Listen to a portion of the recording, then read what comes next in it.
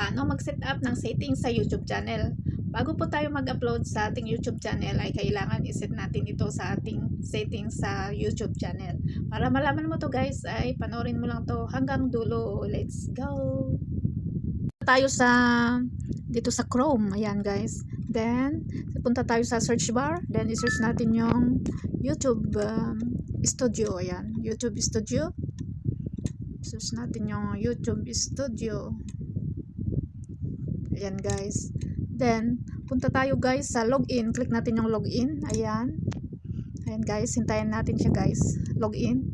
Then, hintayin muna natin siya guys. Punta tayo sa login. Then, scroll natin siya. Click natin yung settings sa baba. May settings siya sa baba. Ayan. Click natin yung settings. Ayan. Then, ito guys, dapat ito naka-dollar. Itong default units.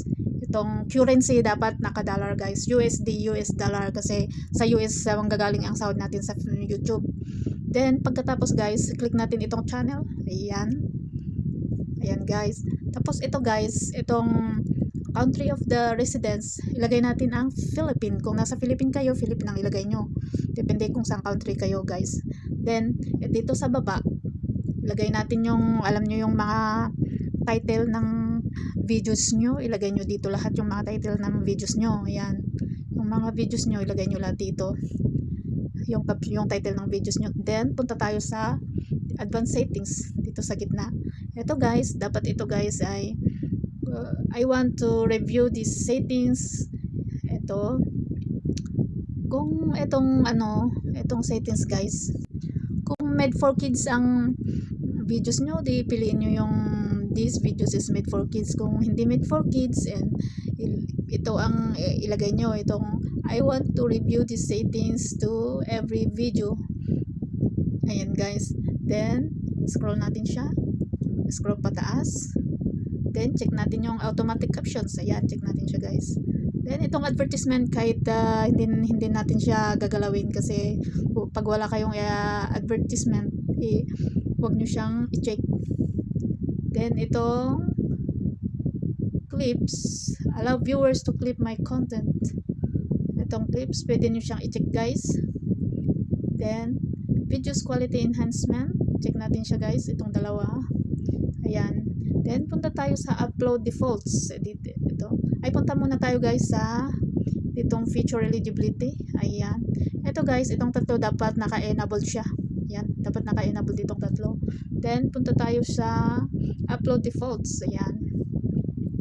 Itong upload defaults, itong title, ilagay nyo yung pangalan nyo sa yung pangalan nyo sa YouTube.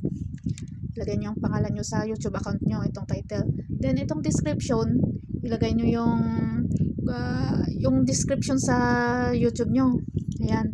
Itong ilagay nyo yung description sa YouTube nyo guys. Then itong visibility, dapat naka-public yan guys. Ilagay nyo sa public yan. Then pagkatapos guys, click natin yung advanced settings. Ayan. Ito, dapat naka-check yan guys. Yung allow automatic chapters and key moments. Naka-check yan. Then itong select, ilagay nyo yung tapos itong title and description language, ilagay nyo yung English. Ayan.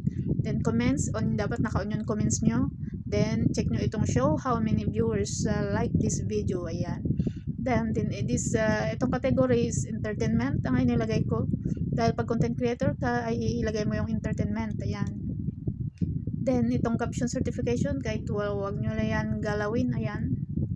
Then itong moderation basic, lagay natin yung basic. Tapos ngayon guys, punta tayo sa permissions. Ayan. Then itong agreements, communication, wag natin siya galawin guys. Tapos ngayon guys, pwede natin siyang i-save. Ayan. Save natin siya guys. Pindot nyo lang yung save. Ayan, itong save. Ayan po guys, sana may natutunan kayo. Thanks for watching. Follow and share. Bye-bye.